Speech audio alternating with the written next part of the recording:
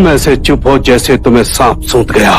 ऐसी मोहिनी बातें करने वाला, इतना विशाल व्यक्तित्व, इतनी सरलता। लगता है बुद्ध का जादू तुम पर भी चल गया है। मुझ पर नहीं, महाराज बिंबिसार पर। वो बुद्ध के मुंह में फंस गए, हाथ जोड़े उनके साथ ऐसे बैठे जैसे कोई किशोर युवा अचंभित आंखों से ताकता हुआ प्रश्न पूछ रहा। घोर सर्वनाश। महाराज का तो बाद में होगा, उससे पहले कहीं हमारा ना हो जाए। सर्वनाश। श्रीमान मंत्री महोदय, कुछ अधिक बढ़ा चढ़ा करके तो नहीं बोल रहे हैं आप? महाराज बिंबिसार ने बुद्ध के अनुयायी होने का प्रस्ताव रखा है और उनके भिक्षुओं को भोज के लिए राजमहल में आमंत्रित भी किया है। कुलगुरु, आप अपनी चोटी संभाल कर रखिए, कहीं ऐसा ना हो कि ये आंधी जिसका नाम बुद्ध है आपकी चोटी जड़ से उखाड़ ले जाए। अर्थात हमारे महाराज बुद्ध के विरुद्ध में कुछ नहीं सुनना चाहेंगे। अरे वो बुद्ध जन जन को जो ज्ञान का मार्ग बता रहा है, उससे सबसे ज्यादा हानि हमारी होगी। एक अधिपत्य हमने बनाया, हम ब्राह्मणों को ब्रह्म ज्ञान का स्रोत माना गया। हमारे ज्ञान के बिना क्षत्रियों का भी कोई बल न था। हम दरबार में भी राजा से वशिष्ठ बने। वाणिज्य करने वाले तो सिर्फ अपने धन को बढ़ाते रहे, उनकी सोच वहीं तक सीमित थी। और शूद्रों को हम सबकी सेवा करने का सौभाग्य हमने उन्हें सौंपा। ये व्यवस्थित ढांचा जो सदियों से चलता आ रहा है, एक व्यक्ति जो क्षत्रिय है, सिद्धार्थ गौतम, ब्राह्मणों से उच्च श्रेणी में पहुंच सारी व्यवस्था को तहस नहस कर देगा। गुरुवरे, हमारे धर्म का क्या होगा? क्या होगा हमारे धर्म का? धर्म तो हम ही है ना। हमारे शत्रु के मित्र हमारे महाराज, तो क्यों ना हम अपने शत्रु के विरुद्ध एक नया शत्रु पैदा करें। अरे ये बहुत गंदी राजनीति है। हम ब्राह्मणों को ये सब कुछ शोभा नहीं देता, परंतु हम कर भी क्या सकते हैं। हमें अपने धर्म की रक्षा करनी है। हम अपने रक्षक तैनात करेंगे जो हमारी छत्र छाया बन सके, जो हमारी बात मान सके, युवा हो जिन्हें उकसाया जा सके, विवेक और विचार जिनके साए से कोसों दूर दूर तक भागे, संपूर्ण क्षत्रिय स्वभाव हो, जिनके हाथों में हमारे महाराज कठपुतली बनकर नाचे। ऐसा कोई है? हाँ, है एक, जिसके जन्म कुंडली में लिखा है वो अपने पिता का विनाशक होगा। हमारे महाराज बिंबिसार का पुत्र युवराज अजात शत्रु, जिसका नाम भी शत्रु पड़ा, जो अपने पिता का शत्रु होगा। हमारे शत्रु का शत्रु बनेगा अजात शत्रु।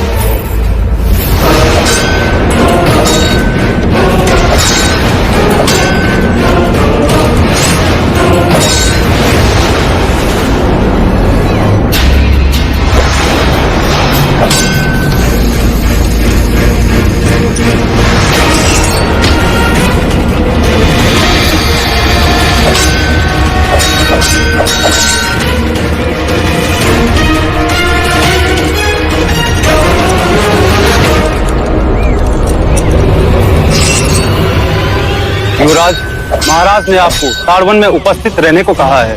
किस कारण विशेष से?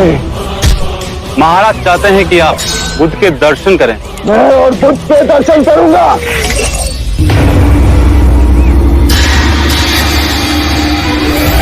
उस क्षत्रिय से जो शत्रु के नाम पे कलंक, जो पलायनवादी, महाराज को भी क्या सूझी। उनसे कहना कि मैं आने में असमर्थ हूं।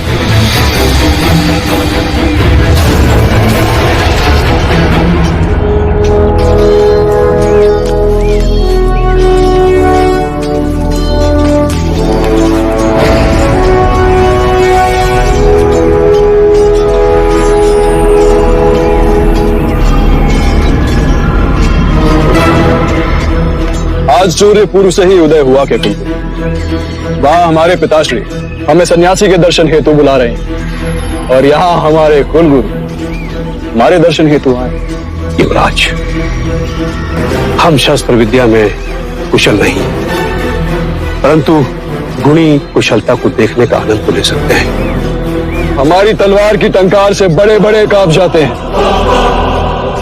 युवराज, आपके शौर्य की चर्चे भगत से बाहर भी हो रहे हैं। आप केवल हमारी प्रशंसा करने आए अथवा कोई कार्य?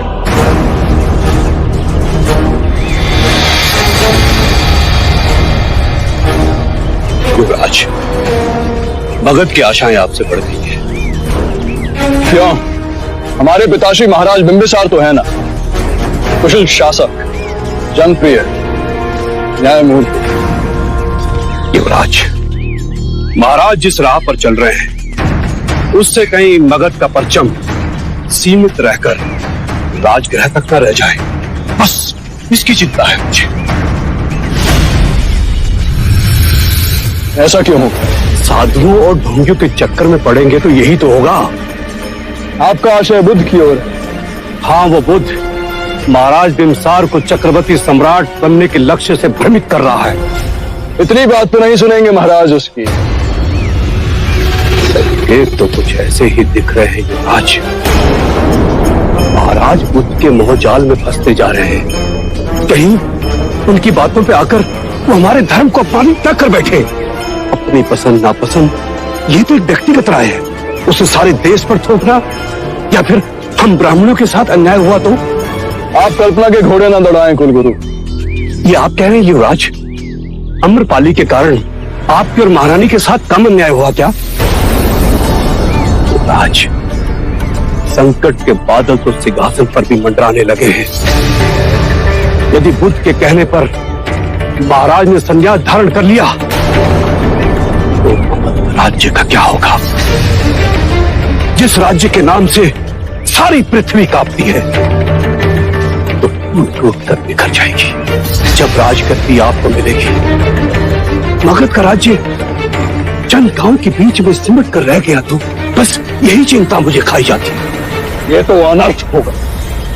इस अनर्थ को रोकेगा कौन? एक क्षत्रिय, एक वीर योद्धा महाबली, वो आपसे बढ़कर कोई नहीं हो सकता। तो मेरा भी वचन है आपको।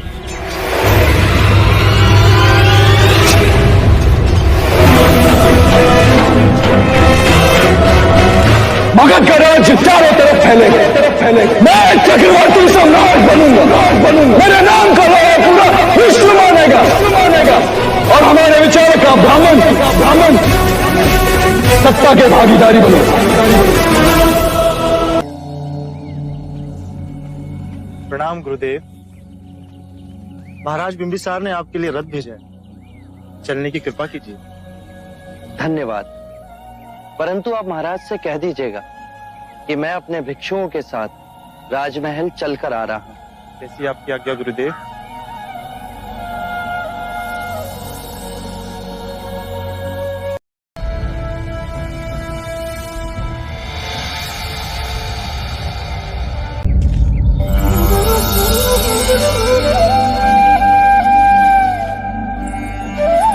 महारानी, बुद्ध आ गए हैं।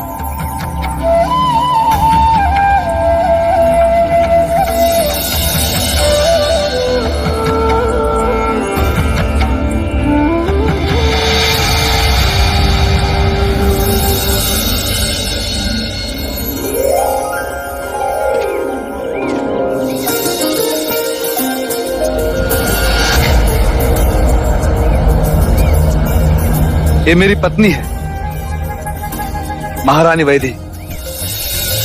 ये मगध के कुलगुरु, सभ्यता और संस्कृति की धरोहर। मगध के सेनापति और मगध के महामहिम मंत्री, आइए, आपका स्वागत है।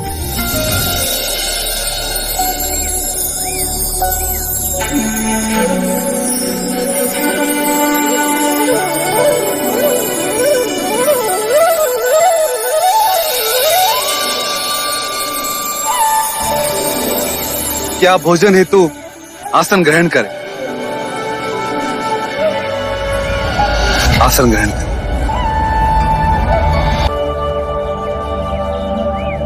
मैं आप सभी से विनती करता हूं कि आप भोजन हेतु आसन ग्रहण करें।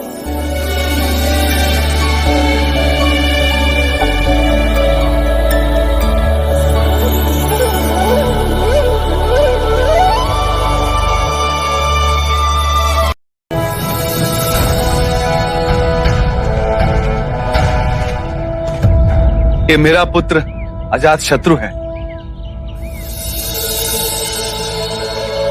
आशीर्वाद दो।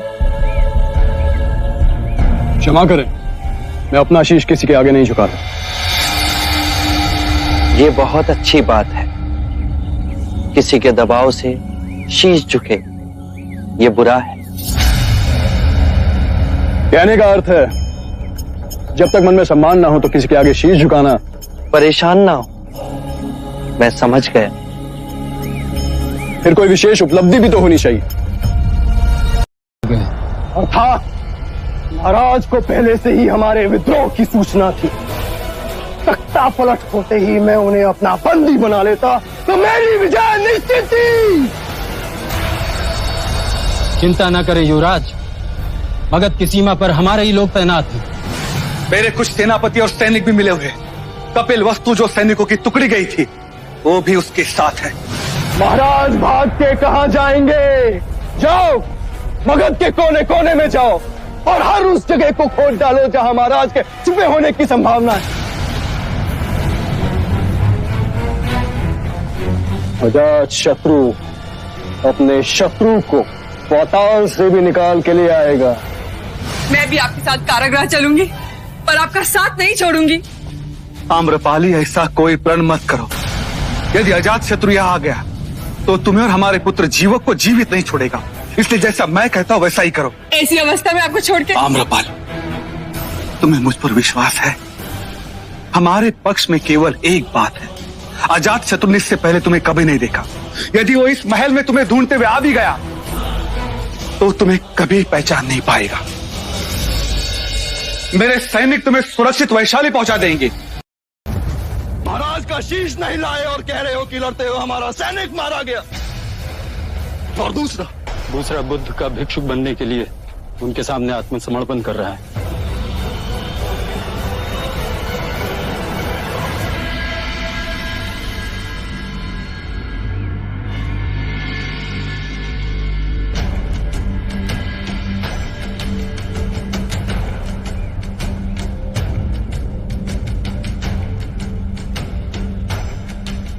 मैं तो अनपढ़ हूँ मुनिवर, आज आपके सामने जीवित हूँ तो ये आप ही का दिया हुआ जीवन दान है। क्या आप पहले कभी बुद्ध से मिले हैं? महाराज बिंबिसार को मैंने धन की लालच में मारना चाहा, मैं पकड़ा गया। महाराज के हाथों मेरा वध होता, पर उनकी उठी हुई तलवार गिर गई। उन्होंने कहा कि वो उनके गुरु बुद्ध के वचनों की वजह से मुझे जीवित छोड़ रहे हैं। मुझे आपकी शरण में आना है प्रभु, शरण में ही मुझे मुक्ति मिल पाएगी। मुझे इस ग्लानि से मुक्ति दिला दो, मैं कभी शस्त्र नहीं उठाऊंगा। मुझ नीच को क्षमा कर दीजिए प्रभु।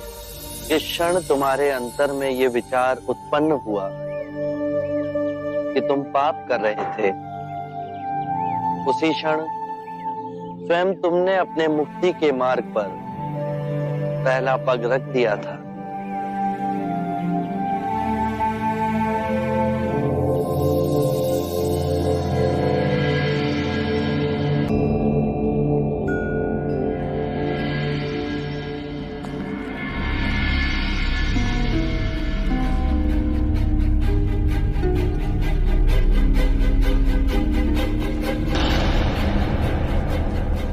आपने मुझे बुलाया।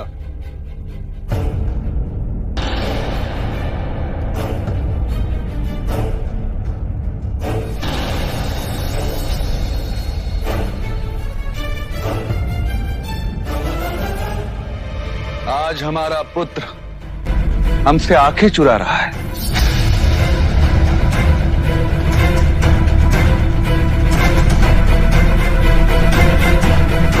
इस घिनौने षड्यंत्र के पीछे तुम हो, ये कहने में भी मुझे लज्जा आ रही है। मेरे पश्चात मगध का सिंहासन तुम्हारा ही तो है, फिर इतने अधीर क्यों? मैं स्वयं तुम्हें मगध का राजा घोषित करता। आपका क्या भरोसा, कल मेरे विरुद्ध किसी और को खड़ा कर दिया तो? मैं तुम्हारे विरुद्ध किसे खड़ा करता? अपने उस पुत्र को जो आपको उस गणिका आम्रपाली से अजातशत्रु। मेरे मुंह से उसका नाम सुन तिलमिलाहट होने लगी, परंतु मेरी तिलमिलाहट का क्या? वो आम्रपाली कम थी जो अब ये बुद्ध भी आपके जीवन में आ गया। आपने उसको पदांत देने के लिए अपने निष्ठावान ब्राह्मणों को उपेक्षित किया। अन्याय आपके स्वभाव में ही है। पुत्र, समय रहते संभल जाओ, अन्यथा इसे गहरी खाई में गिरोगे कि निकलना असंभव हो जाएगा। जो तुम्हारी भलाई सोचते हैं उनमें तुम केवल बुराई देखते हो, पर ये बुराई तुम्हारे अपने मन का खेल है। उपदेश देना शुरू, पड़ गया ना उस बुद्ध की संगति का आप पर प्रभाव। लेकिन मैं आपके उस बुद्ध की तरह नहीं हूं कि मैं अपने राज्य की सुरक्षा किसी और के हाथ में सौंपकर सन्यासी बन जाऊं।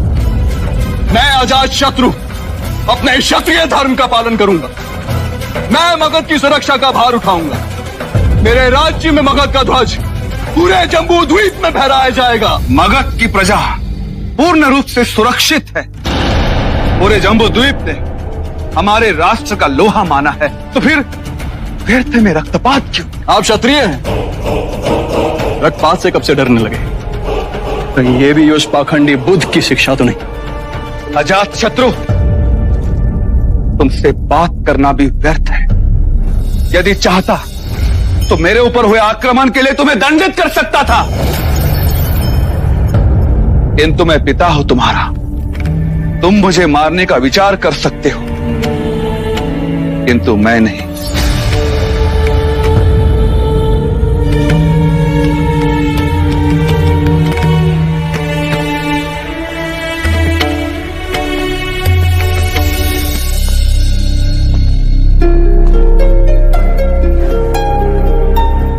एक पिता के लिए इससे अधिक पीड़ा की बात क्या होगी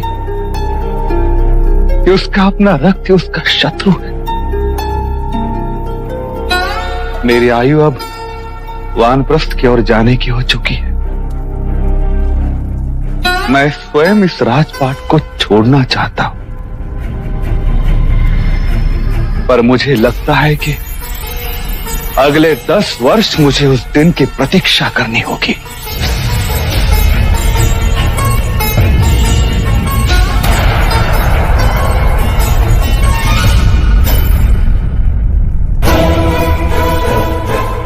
यदि इस पूरे विश्व में मुझे किसी से घृणा है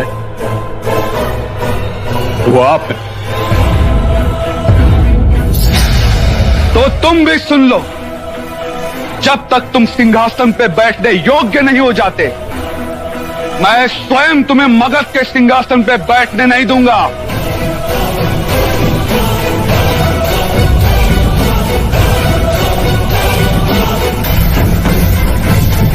कोना कोना छान मारा, महाराज कहीं नहीं मिले। प्यासी थी मेरी तलवार महाराज के रक्त की, तुम महाराज कायर ही निकले। मेरा सामना तो करते। मगध नरेश बिंबिसार कायर नहीं है। पितृघात के प्यासे आंखें खोल और देख, कौन आया है?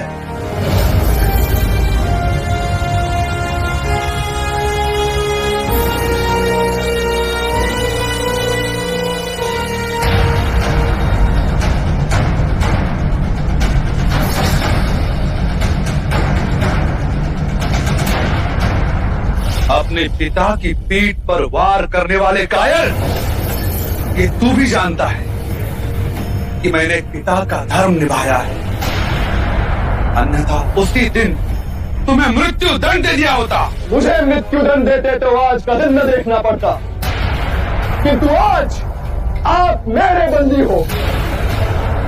आज जोड़ के अपने जीवन की प्रार्थना करेंगे या शूरवीर होने का ढोंग करेंगे, ये निश्चय मैं आप पे छोड़ता हूं। अजात शत्रु, मुझे तुम पर दया आती, तुमने मुझे बंदी बनाया, मैं स्वयं चलकर तुम्हारे पास आया हूं। बुद्ध का अनुयायी बनने के बाद मैंने अपने मन के हर भय पर विजय पा ली है। ना मुझे महल ललचा सकता है, ना ही मुझे कारागृह का कोई भय लगता है। लोहे की हथकड़ियों में बंदी बना लो। अब बुद्ध का पाठ आप कारागृह में ही पढ़ेंगे।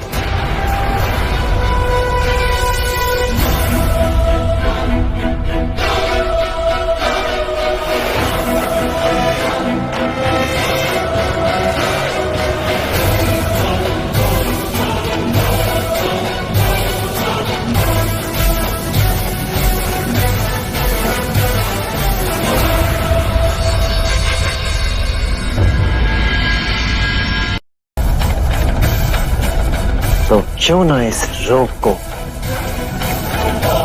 जड़ से ही काट के फेंक दिया जाए।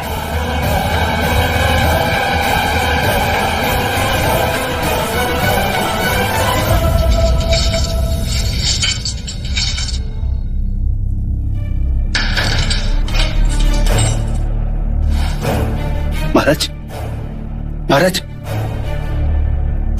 खुद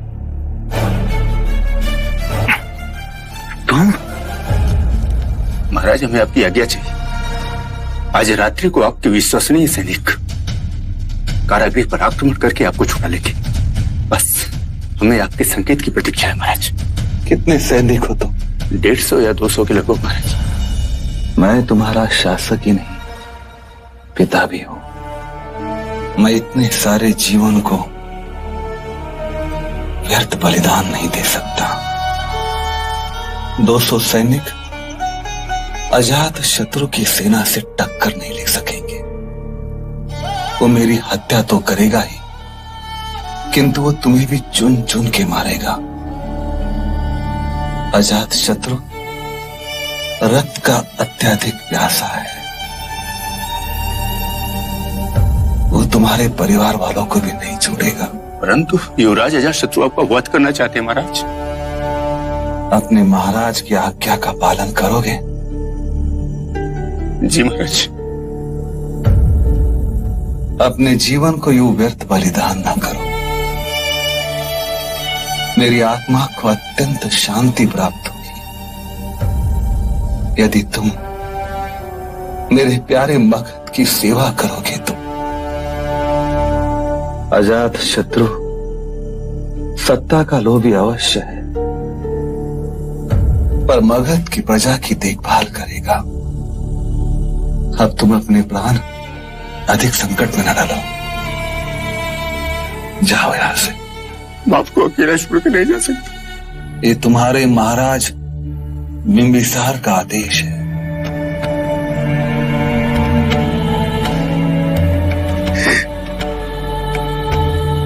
खुद तुम मुझे अपनी कटार दोगे? जी महाराज, आत्मरक्षा के लिए इतनी सी कटार उपयुक्त नहीं। आत्मरक्षा हेतु नहीं, इस कटार से मैं अजात शत्रु को पितृ हत्या के पाप से सदा सदा के लिए मुक्त कर दूंगा।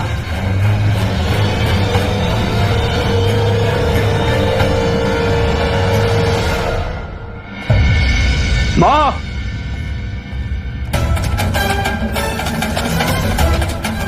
मैंने आदेश दिया था कि कोई भी महाराज को भोजन नहीं देगा, किंतु आपने कई बार मेरे आदेश की अवहेलना की और छुपते छुपाते महाराज को भोजन दिया। दूंगी, हर बार भोजन दूंगी उन्हें और हर बार अवहेलना करूंगी। क्या करोगे? हत्या करोगे तो कर दो। देखो मेरी आंखों में, तुम जब मेरी कोख में थे ना, मुझे तुम्हारे पिता का रक्त पीने की इच्छा हुई। उन्होंने एक क्षण के लिए भी नहीं सोचा, तुरंत अपनी हथेली काट दी और मेरे रक्त पीने की इच्छा को पूरा किया। उसी पल हमारे ज्योतिषी ने भविष्यवाणी की कि होने वाला शिशु अपने ही पिता का वध कर देगा। मुझे ये बात पता चली, मैंने तुम्हें गिराने की बहुत कोशिश की, लेकिन वो तुम्हारे पिता ही थे जिन्होंने मुझे रोक दिया। जब तुम्हारा जन्म हुआ ना, मैंने तुम्हें मारने की बहुत कोशिशें की, लेकिन ये जानते हुए कि तुम ही उनका वध करने वाले हो, उन्होंने तुम्हें बचा लिया, तुम्हें पाला, तुम्हें पोसा, इतना बड़ा किया, और तुमने सिंहासन की वासना के लिए उन्हें अपने राज्य में ही बंदी बना लिया। निर्मम अत्याचार कर रहे हो उन पर। लोग तो अपने मृत्यु प्राप्त पिता को पितृ तर्पण करते हैं, लेकिन एक मेरी निर्लज संतान जिसने अपने ही पिता को जीते जी मार दिया। दूंगी, हर दिन उन्हें भोजन अवश्य दूंगी। जो कर सकते हो कर लो। मां, कदाचित तुम्हारे भाग्य में भी और जीना लिखा है, या फिर मेरा भाग्य अधिक बलशाली है कि उसमें तुम्हारी हत्या नहीं लिखी। कल रात्रि महाराज ने स्वयं को कटार मार आत्महत्या कर ली।